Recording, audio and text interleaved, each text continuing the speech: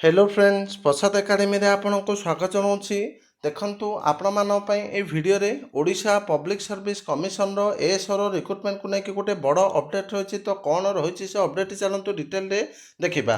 तो आपण मैंने स्क्रीन रे देखि पारे यहाँ हूँ गोटे ऑफिशियल लेटर जोटा कि government of Odisha department of social security and empowerment of persons with disabilities letter number देखो 7/7/3/4 डेट हूँ 6/8/2026। तो लेटर टी आम क्या पाखु जाइए देखो फ्रम है Sonia Behera OS additional secretary to government 2 है honourable state commissioner for PwDs additional secretary home department.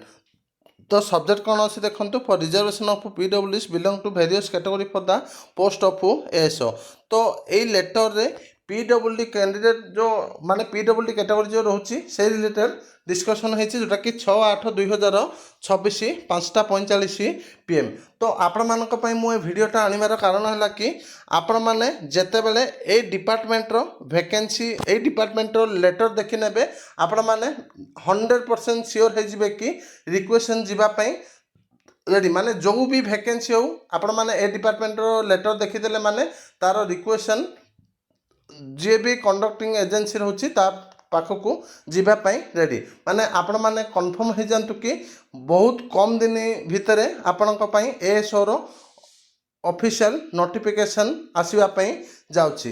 तो एतिकी इंपोर्टेंट अपडेट थिला एएसओ रो रिक्रुटमेंट को लेकिन। तो आपण माने एबेठारु ही जोर सोर से पढ़ापढ़ी स्टार्ट करनियंतु। थैंक